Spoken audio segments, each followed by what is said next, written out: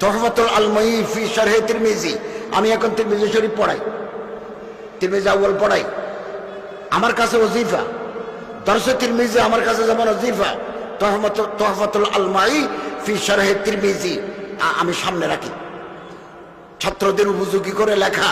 আর মূল বুখারী শরীফের সরহ এরকম, রাহমাতুল্লাহি আল ওয়াসিআ ফি শারহি হুজ্জাতুল্লাহিল বালিগা, ওনার কিতাব হিন্দুস্তান, পাকিস্তান, বাংলাদেশ, দক্ষিণ আফ্রিকা, ব্রিটেনে পর্যন্ত চলে। ফলে উনি অল্প দিনের ভিতরে টাকার মালিক হয়ে গেছেন।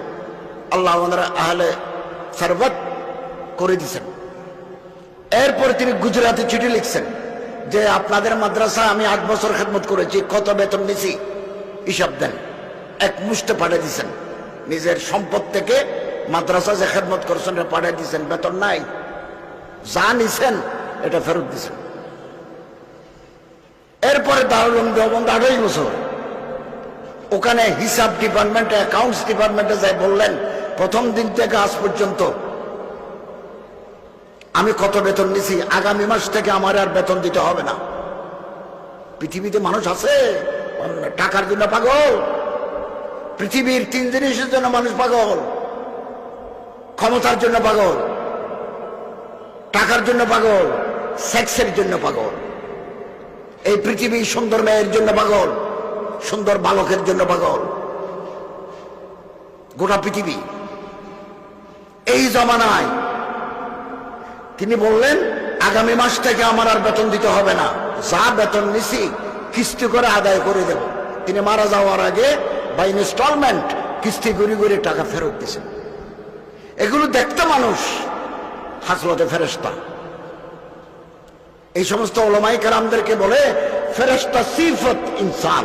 এগুলো দারুল উলুম দেওবন্দ তৈরি করেছে।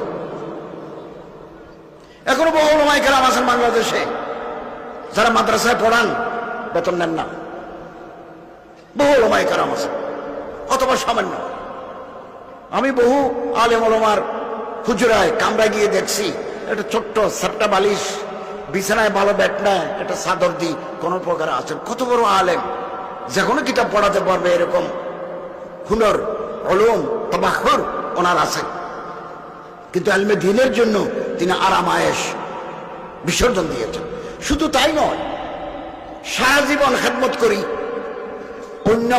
অন্য শিক্ষা প্রতিষ্ঠান আর কম, এই মাদ্রাসার ভিতরে বেশ কম আছে। যেমন আমি কলেজে মাস্টারি করেছি 26 বছর। 26 বছর। এর আগে একটা আলিয়া মাদ্রাসায় আরবির প্রভাষক ছিলাম 5 বছর। কলেজে 26 বছর। মাঝখানে পটিয়া মাদ্রাসায় পড়াইছি 5 বছর, দারুল মাআরিফে পড়াইছি 1 বছর, এখন আল জামিয়াতুল ইসলামে জিরি মাদ্রাসায় পড়াই 3 বছর। তো কলেজ থেকে আমার বিদায় করে দিয়েছে, যেহেতু আমার বয়স 60 হয়ে গেছে। 60 হওয়ার পর I am capable till now. আমি এখন পর্যন্ত সক্ষম, সবক পড়াতে পারি। এখন আমি জুমার নামাজে ইমামতি করে আসতেছি চট্টগ্রাম শহর থেকে, মসজিদ থেকে আর বাসায় যায় না, এখানে চলে আসছে। কিন্তু গভর্নমেন্টের নিয়ম 60 বছরের পরে আপনি আর খেদমতের যোগ্য। কিন্তু ওলামায়ে দেওবন্দ, ওলামায়ে কওমিয়া আখিরি ওয়াক্ত পর্যন্ত ওনার এনার্জি, ওনার মেধাকে দ্বীনের তালিমের জন্য ওয়াকফ করে দিয়েছে।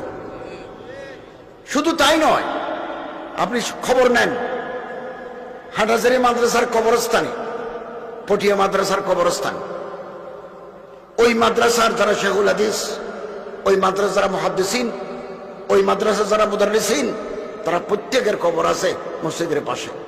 পটিয়াও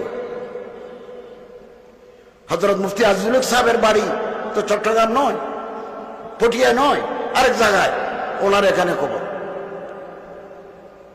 এবং মুহাদ্দিসিন যারা ইন্তেকাল করছেন, মাদ্রাসার ভিতরে ওনাদের মৃত্যু হয়, আল্লাহর দিদার নসিব হয়, এবং কবর ওখানে। সারা জীবন মাদ্রাসার খেদমত করছেন, এবং খেদমত করি লাশটা পর্যন্ত মাদ্রাসার কবরস্থানে দিয়ে যান। এই যে ঈশার, এই যে কোরবানি, পৃথিবীর ইতিহাসের দ্বিতীয় কোনো নজির নেই। আজকে যদি বাংলাদেশের প্রেক্ষাপটে কওমি মাদ্রাসা না থাকতো, তাহলে কোরআন, হাদিস, ফিকহ এগুলো তালিমের জন্য কোনো প্রতিষ্ঠান আর ছিল না। আমি প্রত্যেকের সম্মান করে কথা বলছি। আলিয়া পদ্ধতির মাদ্রাসা 1866 সন থেকে এই 1757 পর্যন্ত আলিয়াওয়ালারা ভারতে খেদমত করেছেন। 1870 আগে থেকে, সিপাহী বিদ্রোহের পর থেকে, পলাশির যুদ্ধের পর থেকে ওনারা খেদমত করেছেন। এক সময় কওমে এবং আলিয়ার সিলেবাস একরকম দর্শে নিজামি, কিন্তু পরিবর্তন আস্তে আস্তে এমন হয়ে গেল এখন জেনারেল সাবজেক্ট বেশি, আরবি সাবজেক্ট কমে গেছে। আমি নিজেও 5 বছর মুদারিসি করেছি আলিয়া পদ্ধতির মাদ্রাসায়, বড় বড় মাদ্রাসায় গেছি। কামিলে কতজন আছে? 200 জন। হাজির কজন? 20 জন। বাকিগুলো নাচ পড়ে। আমাদের সব জায়গায় যাওয়া আসা আছে, সব প্রতিষ্ঠানে আমরা লেখাপড়া করেছি, মুদারিসি করেছি। কজন? ফাজলে কজন?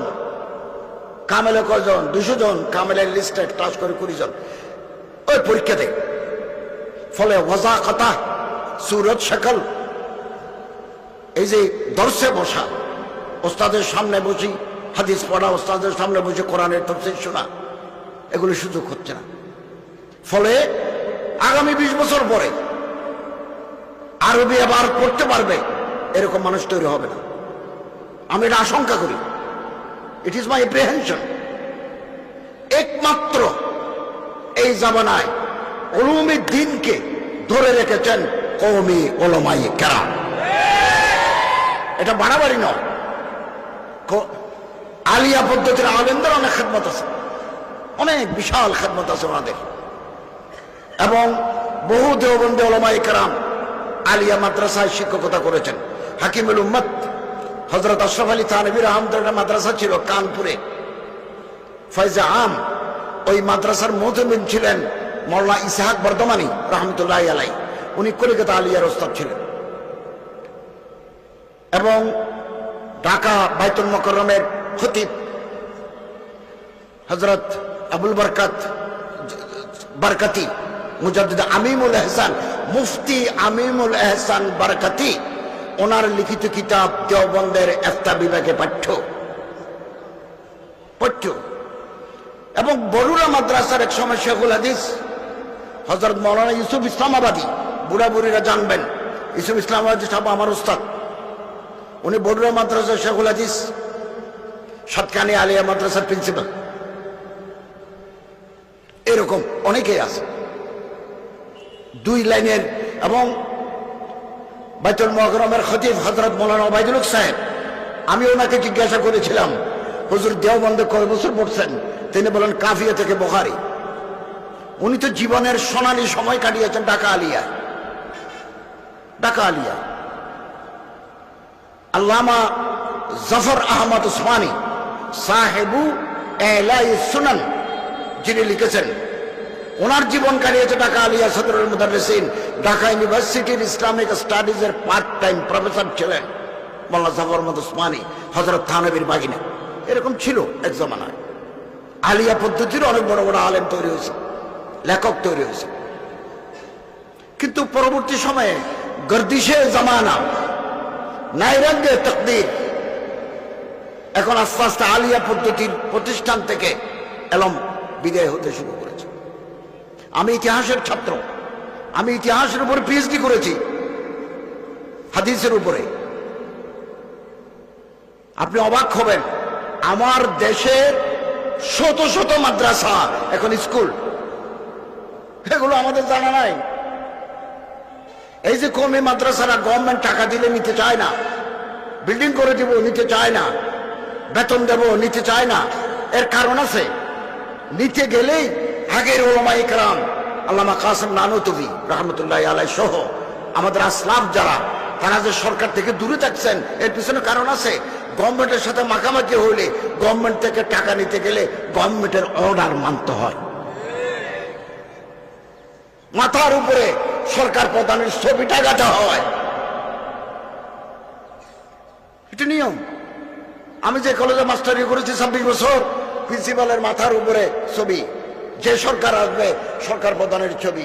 মাদ্রাসার প্রিন্সিপালের উপরও এরকম ছবি আছে। কওমি মাদ্রাসার প্রিন্সিপালের মাথার উপরে, মুতামিমের মাথার উপরে কারো ছবি নাই। এটা আজাদি।